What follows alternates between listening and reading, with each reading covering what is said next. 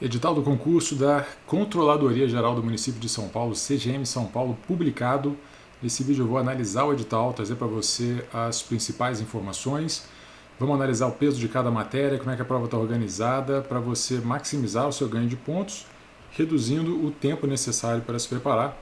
Falar um pouquinho também de planejamento de estudos, de revisões e tudo mais que for importante para a sua preparação nessa reta final até a prova. Olá, meu nome é Diogo Moreira, sou auditor fiscal da Receita Federal e eu estou aqui para te ajudar a sair dessa vida bandida que é estudar para concurso.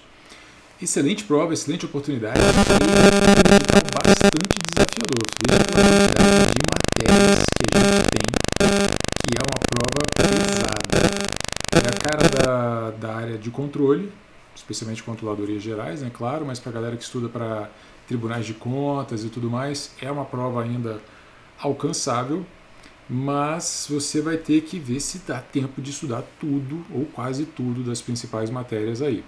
A gente tem a pontuação de cada matéria, e isso é muito bom, mas você tem que ver também o tamanho de cada uma dessas matérias e aquelas que faltam ainda que você estude, para ver se vai dar tempo de você estudar para essa prova ou não. E como os caras não vieram de brincadeira, vamos começar logo falando de uma coisa muito importante que eu não anotei aqui na tela, que são os mínimos. A gente tem que acertar 50% em cada uma das provas, P1, P2 e P3. Tem que acertar metade, pelo menos, em cada uma delas. E você não pode zerar nenhuma disciplina da P1 nem da P2. A P3 a gente sabe, são as matérias ali das mais importantes e tal. Se você zerar, você fica meio fora.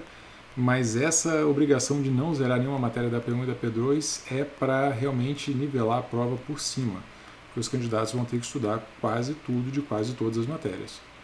Então é um desafio bastante grande e a gente não pode esquecer disso aí. O que a gente esqueceu foi de falar das informações básicas do concurso, ainda bem que está na tela aqui, você já deu com certeza. A banca é a FCC, estava um tanto sumida, não tem feito tantos concursos assim recentemente. A P1 e a P2 serão no dia 16 de março e a P3 e as discursivas serão no dia 23. São 2 fins de semana de prova, então, ok? Vagas, são 40 vagas para a área geral e 6 vagas para a área de correição, sobre a qual falarei também, esqueci de avisar no início do vídeo, falaremos um pouquinho da área de correição. É uma prova mais interessante para a galera do direito. Para a galera que é formada em direito, tem familiaridade com essas matérias de direito aqui. Mas, claro, são muito menos vagas. Interessante notar que, apesar dessa quantidade de vagas razoavelmente pequena, a gente tem cerca de 163 cargos vagos nesse momento para auditor de controle interno. Então, teoricamente, há margem para chamar muito mais gente do que está previsto no edital. Salário inicial é de 16.413. Sempre há vários benefícios e coisas a mais aí. Geralmente se avança muito rápido também na carreira, então você acaba ganhando muito mais, muito rápido. E a gente tem a discursiva, que é a P4, que vai ter uma redação, provavelmente sobre o tema geral, um estudo de caso e uma discursiva. Tanto o estudo de caso quanto a discursiva são sobre matérias específicas. No caso, vamos ver aqui, no caso da área geral, a discursiva, quer dizer, o estudo de caso e a discursiva poderão ser sobre direito administrativo, gestão pública ou políticas públicas. Então são as 3 matérias aí que serão objeto, podem vir a ser objeto dessas discursivas que você vai ter que treinar. No caso de correição, pode ser direito administrativo sancionador, direito administrativo, direito constitucional e direito administrativo sancionador. Essas 3 poderão ser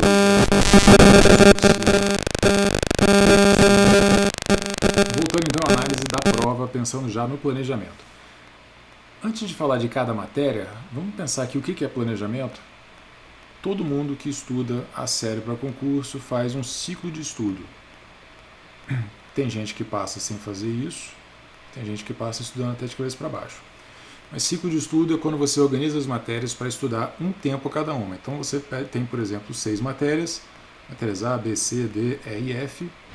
Você estuda a matéria A durante um tempo, depois vai para B, depois vai para C, da C vai para D. Cada uma delas durante alguns minutos, normalmente em média ali 60 minutos. 60 minutos da matéria B, 60 minutos da matéria C, 60 minutos da matéria D. A matéria E é maior, vou estudar por 90 minutos e por aí vai. Você fica tempo em cada matéria e depois passa para a matéria seguinte parando onde você estiver. Não vai ler um PDF inteiro, não vai assistir uma videoaula inteira, você vai usar o tempo da matéria que está planejado. Isso é muito importante, é a principal ferramenta que você tem para controlar como você está distribuindo a atenção que você dá para cada matéria. Claro, é um pouquinho desagradável, porque você leu 13 páginas e teve que parar. Aí, provavelmente, se você continuar naquele PDF, você vai começar da página 14. Não é tão agradável quanto ler um PDF inteiro de uma vez. Se você quiser agradável, você pode fazer outra coisa sem ser estudar para concurso, que tem os seus momentos bem desagradáveis. Mas, conforme a ciência da aprendizagem, isso aqui se chama prática espaçada junto com prática intercalada. Você está espaçando no tempo o estudo da matéria, você estuda ela por 60 minutos, provavelmente só vê ela 2 dias depois, e você está intercalando diferentes matérias, e tudo isso é bom para concentração, mas principalmente para memorização de longo prazo. Então, se você viu alguém que estuda para concurso, estuda 1 por dia, don't just fire away, tchau, não é o que a ciência prega como a melhor prática na hora de estudar para concurso. Okay? E qual é a importância disso? Se uma matéria tem 20 aulas para você ler e outra tem 10, você não vai gastar o mesmo tempo com as duas, você vai gastar mais tempo com a matéria que é maior para você cobrir o máximo possível de conteúdo programático. Claro que não é tão simples assim, porque tem o tamanho da matéria, também tem o peso de cada matéria, né, a pontuação que cada matéria vai ter na hora da prova, então a coisa é um pouquinho mais complexa, a gente tenta levar isso tudo em conta ao mesmo tempo. Entendido o ciclo de estudos, vamos dar uma analisada nas matérias então. A gente tem português, inglês, controle interno e externo, lei orgânica, raciocínio lógico, estatística. Galera que não é boa de exatas não pode zerar raciocínio lógico, não pode zerar estatística. Boa sorte. Direito administrativo, constitucional, gestão pública, AFO, dinâmicas do município de São Paulo.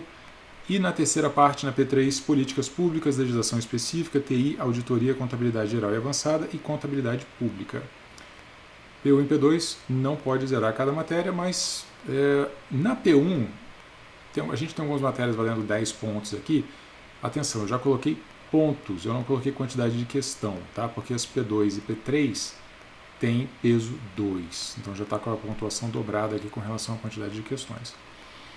Mas você tem aqui, só na P1 a gente tem matérias valendo 10 pontos, que são aquelas matérias assim, menos importantes, você teria vontade de deixar o estudo dela de lado completamente, infelizmente não vai ser o caso. Na P2 a gente tem AFO e dinâmicas do município valendo 20 pontos, são os que valem menos nessa prova. E na P3 a gente tem com 20 pontos TI, auditoria, contabilidade geral e avançada e contabilidade pública. Algumas dessas matérias assim que dão uma vontade enorme de não estudar, né? Porque são muito grandes e muito difíceis, tipo TI, e para algumas pessoas contabilidade geral também. Teoricamente você vai ter que estudar todas as matérias, tá? Tem alguma saída para isso? Tem. Algumas matérias, quer dizer, para quase todas essas matérias, a gente consegue ter uma noção do que cai mais, do que cai menos. Eu faço essa análise, eu forneço essa análise para os meus alunos, tanto do coaching quanto do acelerador de estudos. Eu estou com matrículas abertas para o acelerador de estudos agora, inclusive. Nessa análise a gente traz quais são os assuntos dentro de cada matéria, isso aqui é de língua portuguesa, por exemplo, e qual é o grau de incidência de cada assunto, com que frequência cada um deles é cobrado. E você vai ver na vasta maioria das matérias que essas pintadinhas de laranja aqui somam 80%.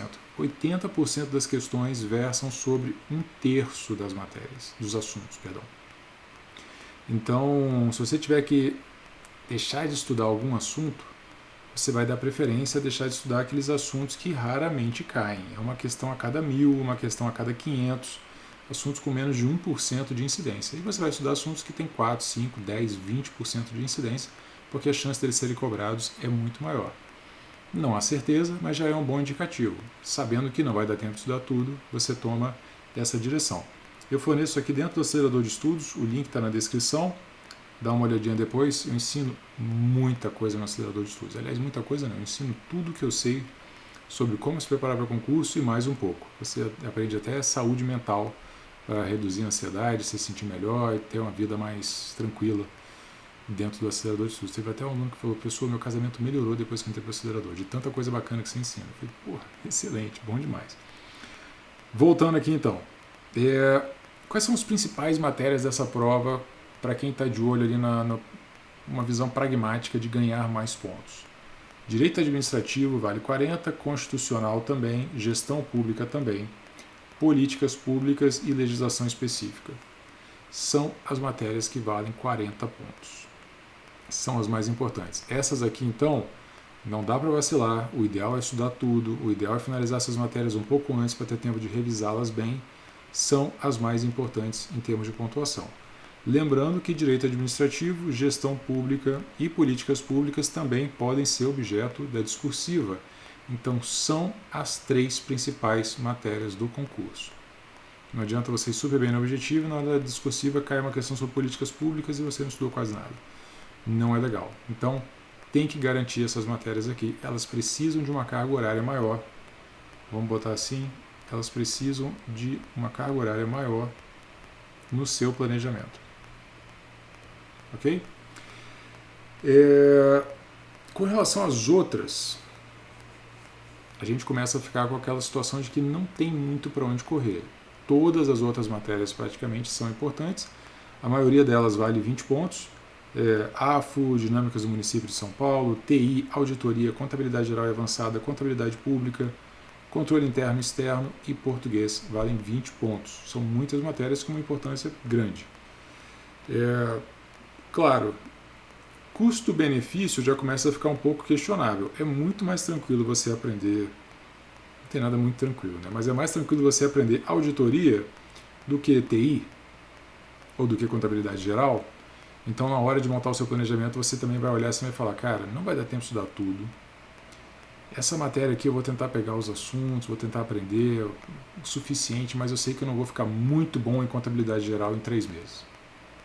Então você já aceita essa realidade, se propõe a aprender o básico, as aulas iniciais, depois ficar bom naquilo ali, sabendo que não vai ficar craque em contabilidade geral e avançada nessa prova e que provavelmente vai pecar nesse momento aqui. Por quê? Qual é o contrário disso? É você falar, não, eu tenho que aprender. E você vai gastar muitas horas com essa matéria, porque ela precisa de mais horas, contabilidade geral. Você vai gastar mais tempo, vai fazer exercícios, vai gastar mais tempo para fazer os exercícios também, vai acabar dedicando 3, 4 vezes mais tempo para a contabilidade geral do que para as outras matérias, para finalmente aprender ela, só que ela vale a mesma coisa que as outras matérias. E aí você não fez um planejamento estrategicamente muito inteligente, porque você não focou em ganhar mais pontos, que é o que interessa. Então é difícil, é sutil criar um planejamento para esse estudo aqui.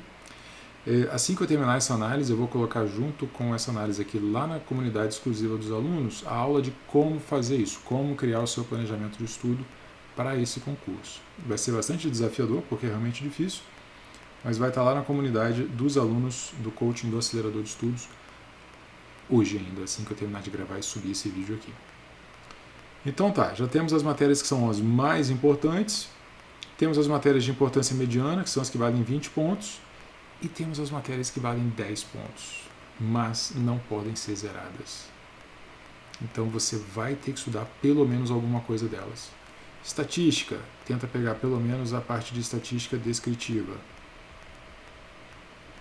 Raciocínio lógico, garante os assuntos que você entende bem. Aqueles que são muito difíceis para você, deixa de lado, não vai gastar tempo à toa.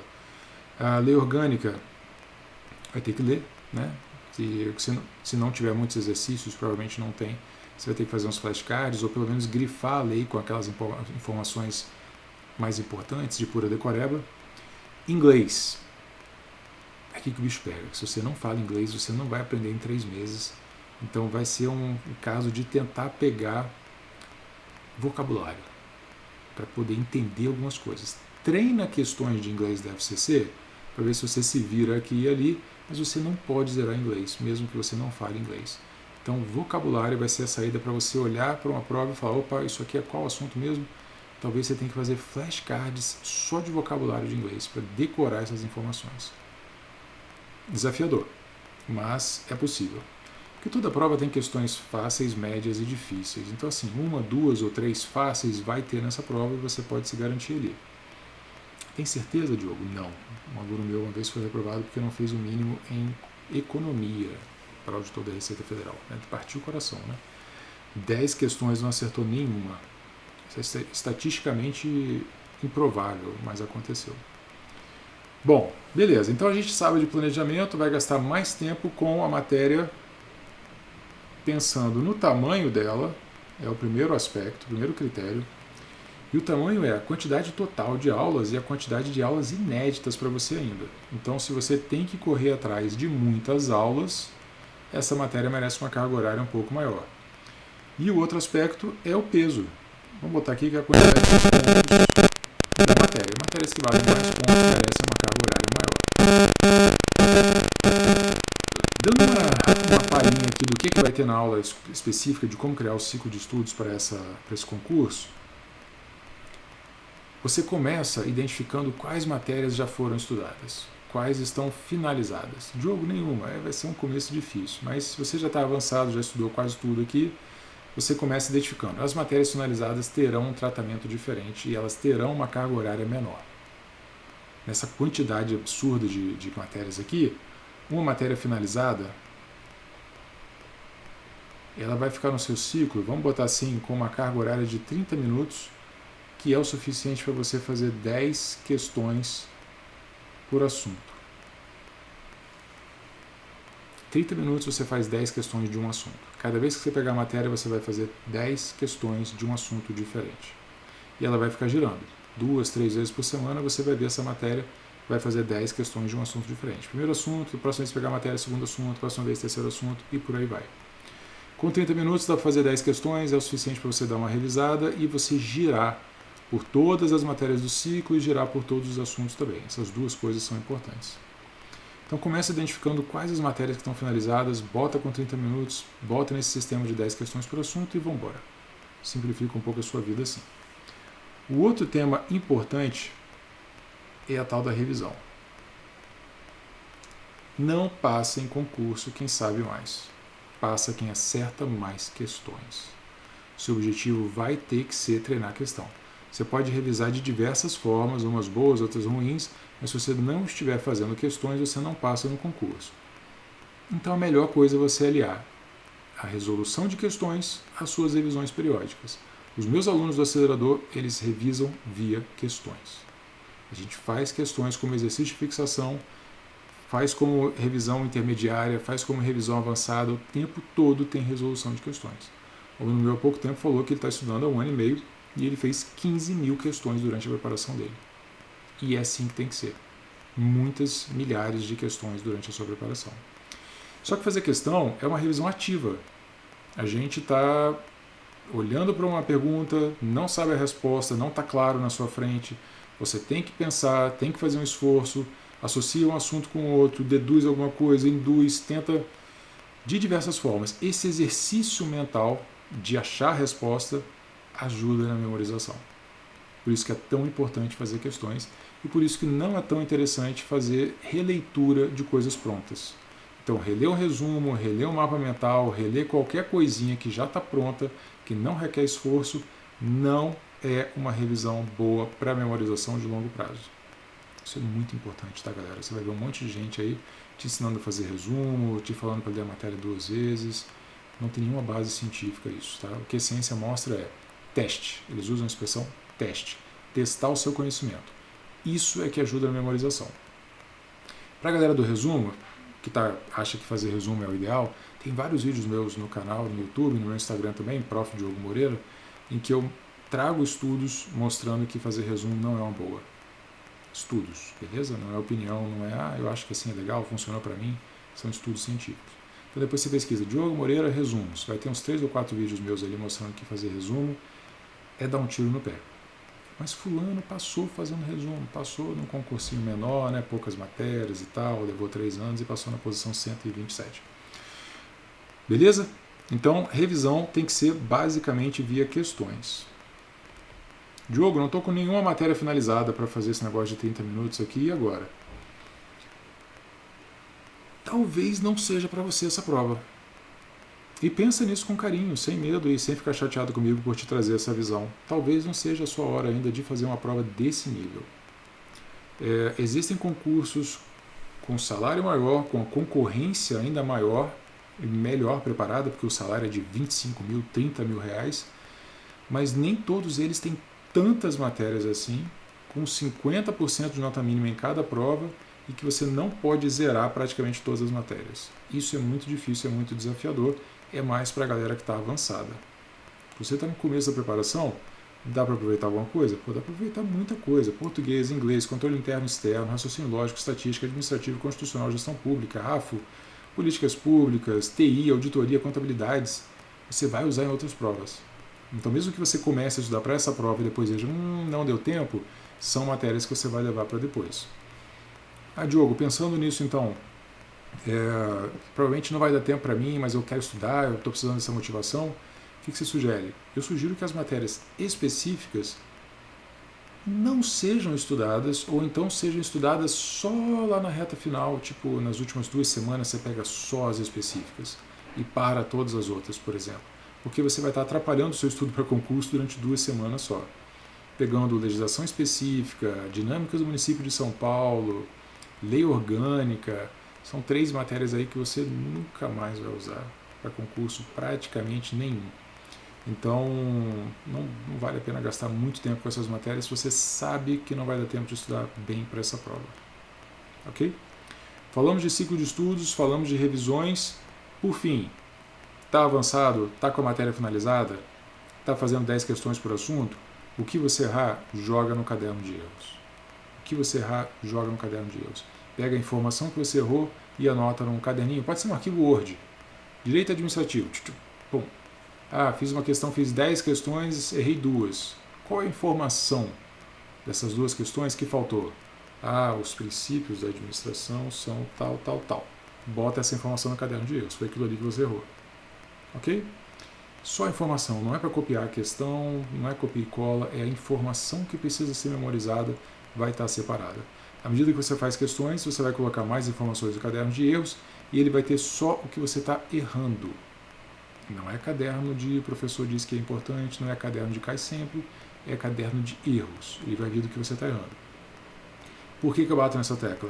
Porque muitas vezes você não sente segurança e acha que precisa botar a informação no caderno de erros, mas você acertou a questão. E o que interessa é acertar a questão.